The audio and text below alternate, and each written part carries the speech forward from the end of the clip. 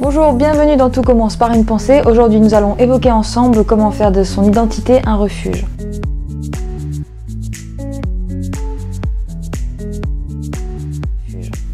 Le premier point est de comprendre comment marche le cerveau et comment nous pouvons utiliser nos souvenirs autrement que dans le rappel constant des traumas. Parce qu'on peut le remarquer, le cerveau connaît très bien le chemin de la douleur et de la répétition, et on est souvent en train de se répéter des moments douloureux ou des moments qui ont été problématiques. Or que le contraire, l'inverse pourrait exister aussi.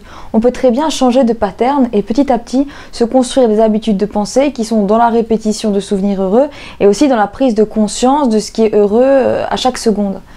Nous allons prendre pour point de départ la théorie de Boris Cyrulnik qui étudie justement les enfants soldats, les enfants guerriers, et puis il a étudié ceux qui arrivent à se réinsérer dans la société une fois que la guerre est finie et ceux qui à jamais finalement restent coincés dans le trauma et n'arrivent pas à reprendre leur vie.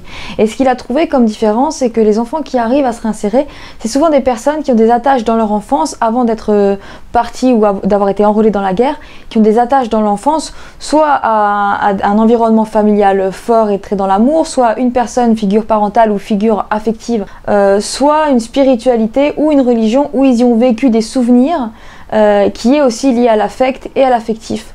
Donc on trouve finalement dans la petite enfance de ceux qui arrivent à se réinsérer soit des figures parentales affectives qui marquent l'enfant et ses souvenirs, soit une spiritualité qui marque l'enfant et ses souvenirs. Mais dans les deux cas, ça reste le souvenir finalement qui fait que adulte ou adolescent, l'enfant qui sort du trauma, qui sort de la guerre, qui sort de l'horreur, arrive finalement à reprendre une vie normale. Donc on a là ici la preuve que les souvenirs peuvent être très fondateurs et nous aider dans la suite de notre vie. Ce qui va avec une autre notion très importante qui est que l'inconscient ignore le temps. Dans notre inconscient, il n'y a pas le temps tel qu'on peut se le représenter de façon consciente au jour le jour, passé, présent, futur. Inconsciemment, tout existe, on peut le dire ainsi, en même temps. Mais dans la mémoire aussi, tout existe entre guillemets en même temps. Puisque de connexion en connexion, on peut retourner très vite en son passé. Vous pouvez être en train de marcher et c'est l'été et vous sentez une odeur ou vous voyez quelque chose qui vous rappelle un souvenir heureux de votre enfance et tout d'un coup le passé apparaît, tout comme le trauma. Vous pouvez être en train de voir par exemple le passé, je ne sais pas, une voiture qui vous rappelle un trauma et là aussi ça peut vous renvoyer dans quelque chose de plus douloureux. Donc nos souvenirs, ils sont tout le temps avec nous. L'idée là, c'est avec la visualisation, d'utiliser vos souvenirs pour qu'à l'intérieur de vous, il y ait toujours des espaces positifs. Un premier point par rapport aux souvenirs est donc de prendre l'habitude de ne pas fonctionner que dans le trauma ou dans la répétition des choses douloureuses. Donc par exemple, puisez dans vos souvenirs des choses qui ont été heureuses. Que ce soit lié à des personnes, que ce soit lié à un grand-père qui a été très présent pour vous, ou que ce soit lié à des lieux que vous ayez visités, des sensations que vous avez ressenties. On peut tous trouver dans notre passé des instants de bonheur qu'on n'a pas l'habitude de se répéter.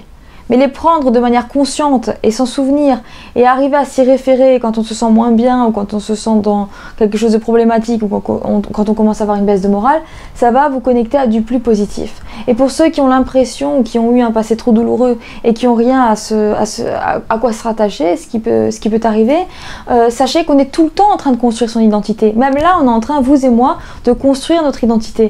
Chaque soir, c'est un moment de votre vie où vous pouvez rajouter des souvenirs, prendre conscience de ce que vous avez vécu, prendre conscience de ce qu'il y a eu dans votre journée et vous rajouter des sensations de plaisir qui vont vous servir demain, après-demain en termes de bagages positifs. Donc l'identité est constamment en train de se nourrir, d'avancer, on est constamment des êtres en devenir, des êtres en chemin. Ce qui rend les choses jamais arrêtées.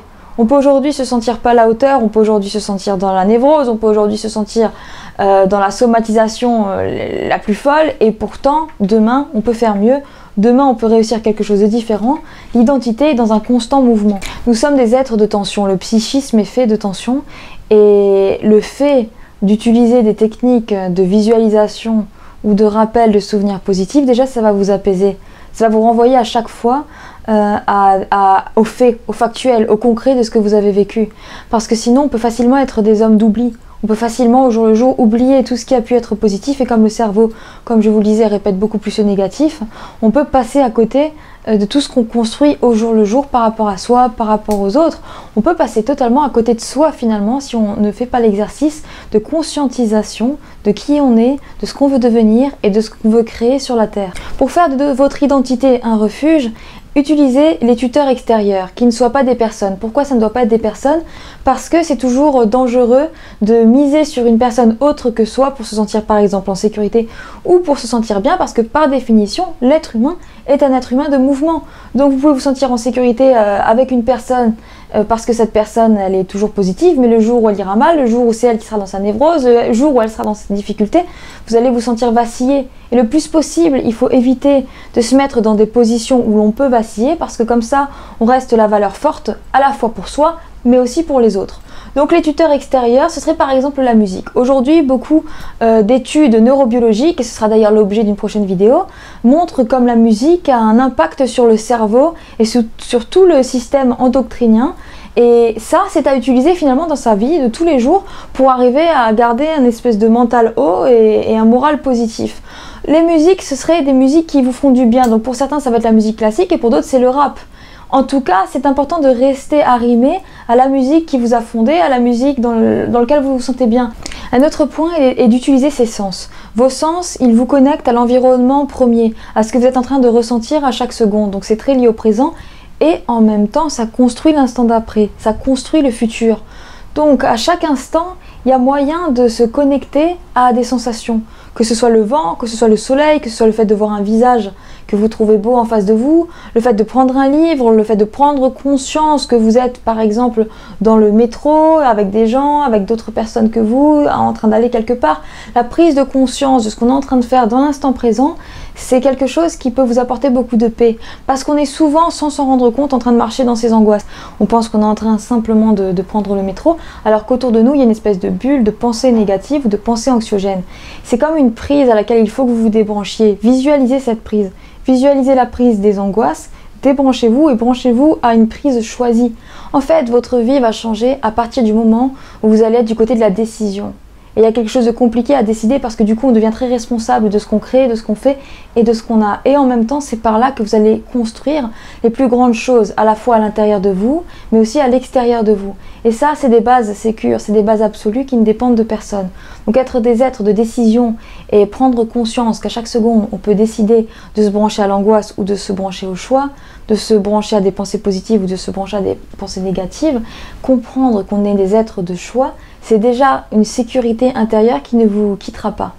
Je finirai cette vidéo en vous disant que tout ça prend du temps. On ne peut pas devenir du jour au lendemain des êtres de décision, des êtres de construction, des êtres positifs. Ça prend du temps parce que justement, on est en plein dans la construction psychique. Soyez indulgents avec vous-même, soyez patient avec vous-même, mais restez dans l'effort. C'est par l'effort qu'on devient et c'est par l'effort que petit à petit, votre identité va devenir exactement ce que vous avez envie d'être.